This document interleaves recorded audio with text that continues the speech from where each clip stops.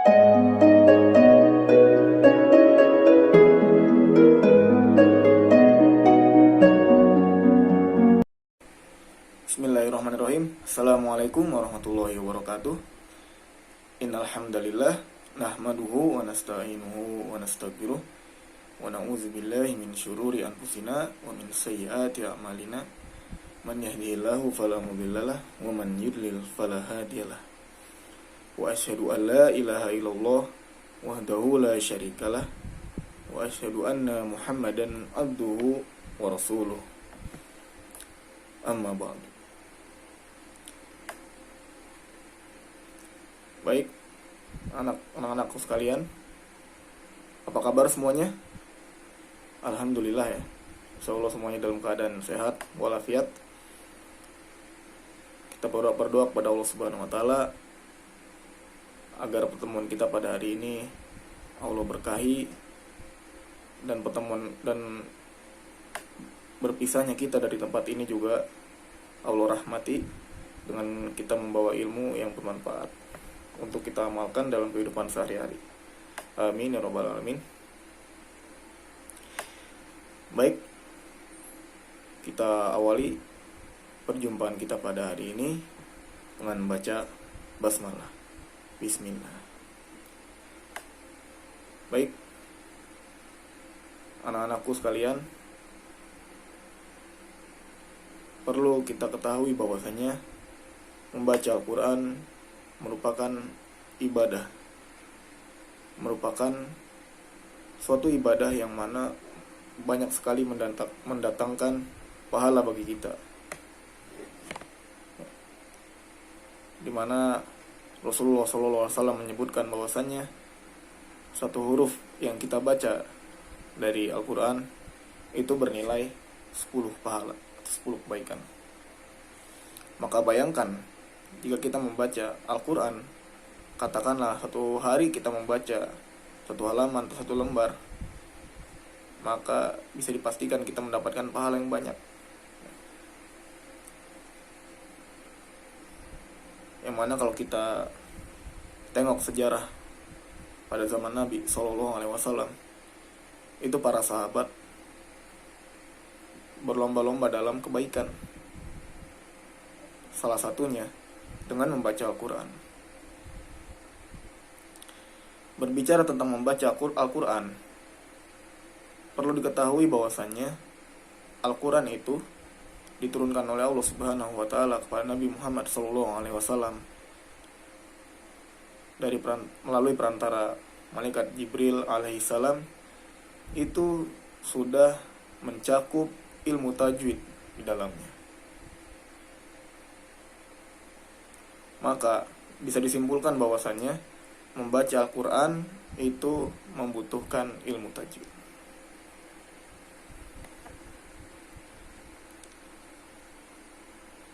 Bagaimana ingin berpahala, ya, berpahala sempurna jika kita membacanya tidak dengan ilmu tajwid, padahal Al-Quran sendiri itu diturunkan dengan ilmu tajwid.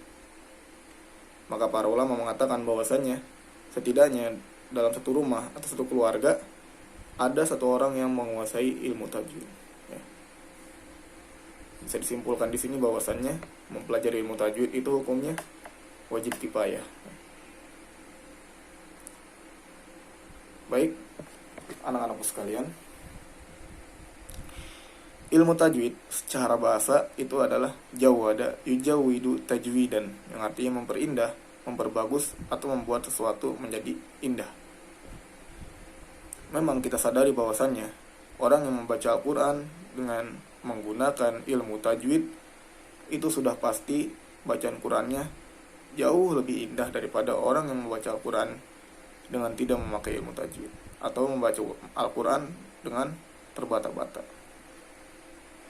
Meski begitu, seseorang yang membaca Al-Quran dengan terbata-bata itu kita tidak boleh mencelanya.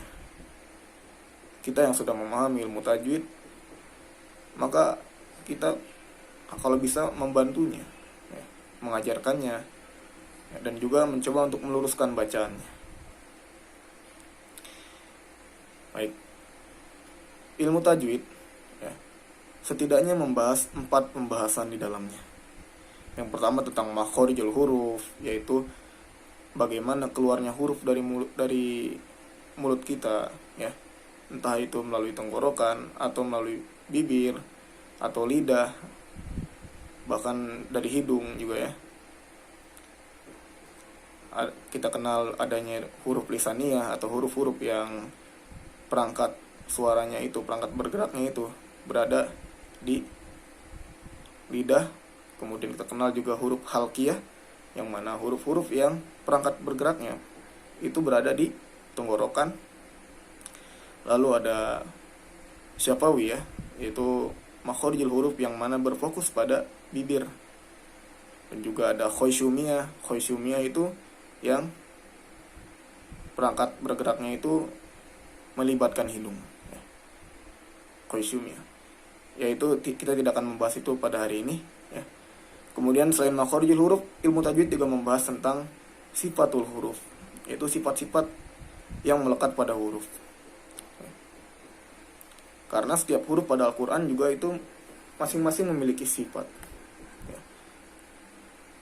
Ada yang sifatnya dia itu jahar, yaitu huruf yang mana dibaca tanpa mengeluarkan napas dari mulut kita, ya, itu huruf jahar. Kemudian ada huruf hamas, ya, sifatul hamas, yang mana ketika kita membacanya kita mengeluarkan napas dari mulut kita, seperti huruf sa dan lain-lain, ya. Kemudian selain sifatul huruf juga ilmu tajwid membahas ahkamul huruf, yaitu hukum-hukum yang berkaitan dengan huruf, ya. Kita kenal seperti hukum izhar, hukum ikhfa, iklab, idgham, dan sebagainya. Dan yang terakhir, ilmu tajwid juga membahas tentang panjang pendek, ya, ahkamul madi wal qasr, hukum panjang pendek.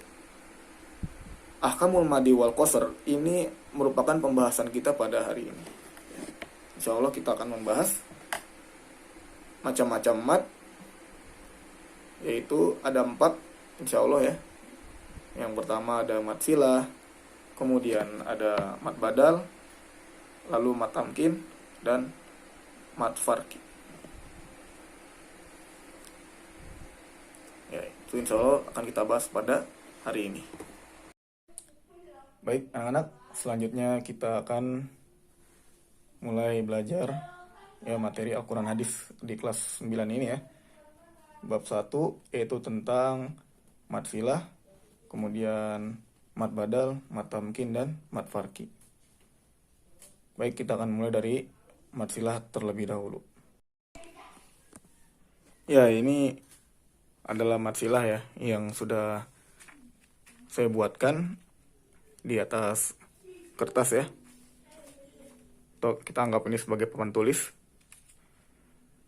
Mad silah sejatinya merupakan hukum mad yang terdiri dari 2 jenis, yaitu mad silah qasiro dan mad silah tawilah. Asal kata mad silah sendiri itu berasal dari 2 kata, yaitu mad yang artinya panjang dan silah yang artinya hubungan. Karena ini memang menghubungkan huruf hadomir dengan huruf setelahnya. Untuk mad silah qasiro sendiri, ini panjangnya 2 harokat, ya, seperti mad tabi'i, yaitu ketika huruf hadomir bertemu dengan huruf yang hidup yang tanpa berharokat tasdid, sukun, maupun hamzah, ya. Jadi simpulannya apabila huruf hadomir, ya, baik itu berharokat doma, ya, doma yang panjang ataupun kasroh yang panjang, yang mana dia tidak bertemu dengan sukun, hamzah, ataupun tasdid. Itu mad silah qasiro. Adapun jenis yang kedua yaitu mad silah tawilah, ya. Kalau tadi mad silah qasiro itu panjangnya 2 harokat, ya, sesuai namanya qasiro, qasr, artinya ringkas atau pendek. Untuk mad silah tawilah sesuai katanya tawil, ya, bahasa Arab artinya panjang, maka mad silah tawilah ini lebih panjang daripada mad silah qasiro. Kalau mad silah tawilah itu panjangnya 4 sampai 5 harokat. Ya, kita bisa lihat di sini. Ketentuan hukumnya bagaimana? Yaitu apabila hadomir ya bertemu dengan hamzah. Baik itu hadomir yang berharokat domah seperti ini ya, domah yang panjang, ataupun berharokat kasroh. Dan marsilah ini ya yang membuat dia berbeda dengan mat yang lainnya, yang menjadi ciri khasnya adalah huruf hadomirnya. Ya. Namun tidak semua huruf hadomir itu marsilah, karena huruf hadomir yang dibacanya tidak panjang, ya seperti hu biasa atau hi biasa, tidak dibaca panjang, tidak ada matnya, maka dia bukan marsilah. Ya. Perlu diketahui hadomir tidak semuanya marsilah. Contohnya seperti kata wajahi yang artinya wajah. Nah, dia tidak dibaca panjang, maka dia bukan marsilah. Meskipun dia wajahi itu adalah ha yang bentuknya seperti ini. Namun dia tidak dibaca panjang, maka bukan dikatakan sebagai marsilah. Ya anak-anak, sekarang kita akan praktikan bagaimana cara membaca marsilah. Ya. Mohon didengarkan dan ditirukan setelah saya membacanya. Ya, pertama kita akan mempraktikkan marsilah qasirah terlebih dahulu ya. Ini ada 2 contoh yang saya angkat ke sini dari ayat-ayat Al-Qur'an. Ya, yang bait pertama akan saya baca, mohon didengarkan. Innahu huwa. Innahu. Nah, hu-nya ini panjangnya 2 harokat ya, tidak boleh lebih dan juga tidak boleh kurang. Seperti itu ya. Kemudian yang bait kedua, bihiman. Nah, ini juga sama, panjangnya 2 harokat, tidak boleh lebih dan juga tidak boleh kurang. Itu adalah marsilah qasirah. Oke. Ya baik, kalian sudah bisa menirukannya dengan baik, alhamdulillah. Sekarang kita lanjut ke step selanjutnya. Kita akan mempelajari bagaimana cara membaca marsilah tawilah. Ya. Oke, kita mulai dari bait yang pertama. Wasaqahu ahad. Jadi bacanya ini hu-nya panjang ya, karena dia bertemu dengan hamzah. Dibacanya boleh 4 harokat atau 5 harokat. Ya terserah kalian lebih enak yang mana. Oke, silakan ditirukan. Ya, baik sekali. Sekarang yang bait kedua. Ila ahlihi illa. Oke. Tirukan. Ya, bagus. Nah, kenapa kakak tadi membaca ila panjang? Dikarenakan ini adalah mat jaiz munfasil ya. Kita tidak bahas itu pada hari ini. Nah, adapun yang hi, nah ini adalah marsilah tawilah karena dia bertemu dengan hamzah. Oke, paham ya? Oke anak-anak, kita lanjutkan ke pembahasan selanjutnya. Sekarang kita akan membahas mat badal. Apa itu mat badal? Mat badal secara bahasa terdiri dari 2 kata, yaitu kata mat dan juga kata badal. Mat sendiri artinya panjang, badal artinya pengganti. Yaitu huruf mat yang fungsinya menggantikan hamzah sukun. Bagaimana ketentuan hukumnya? Yaitu apabila hamzah ya bertemu dengan ya sukun atau waw sukun atau alif sukun ya. Tergantung dia hamzahnya itu apakah dia kasroh. Kalau kasroh maka dia harus ketemu dengan ya sukun. Apakah dia fathah? Kalau fathah dia harus bertemu dengan alif sukun atau hamzah sukun. Atau misalnya huruf hamzahnya itu domah, maka dia harus bertemu dengan waw sukun gitu.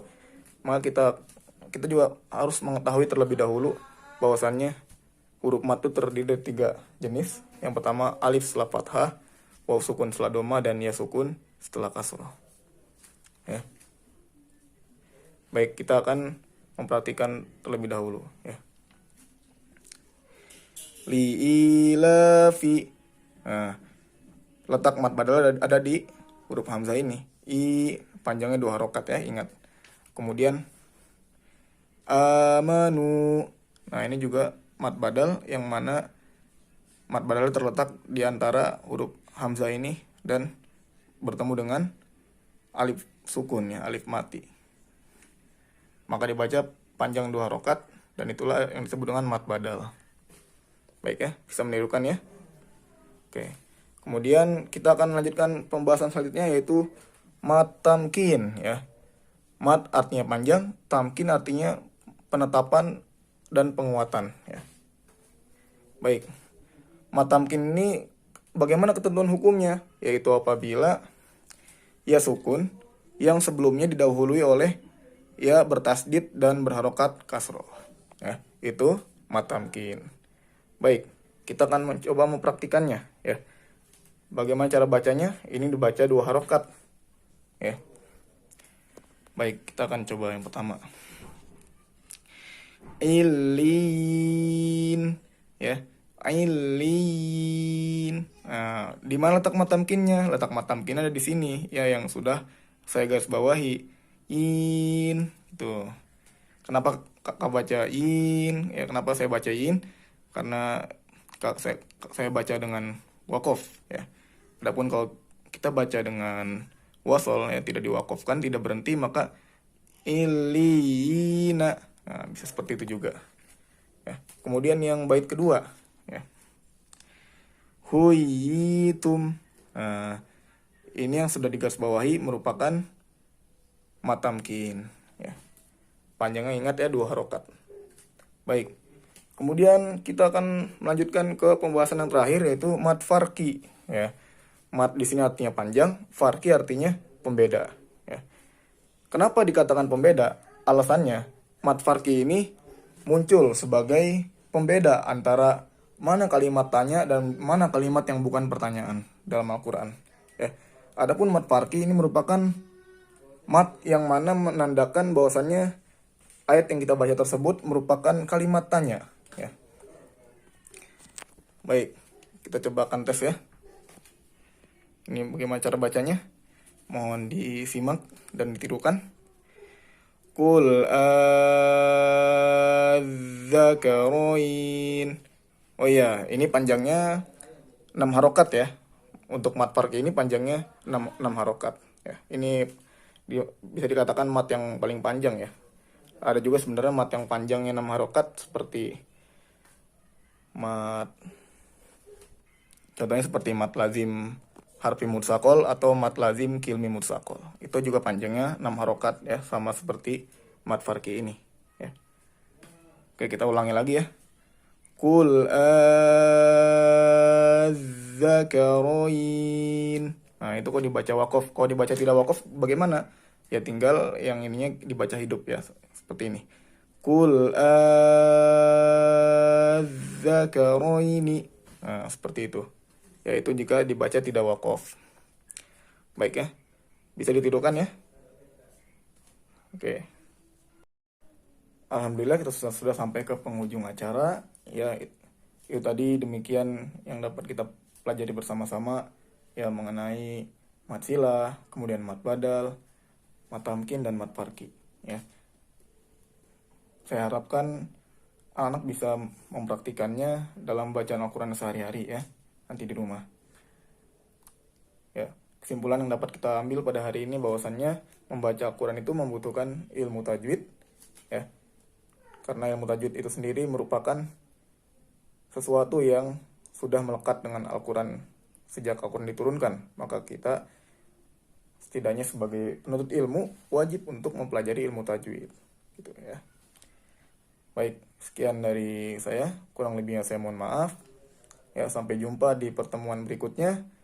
Tetap semangat belajar.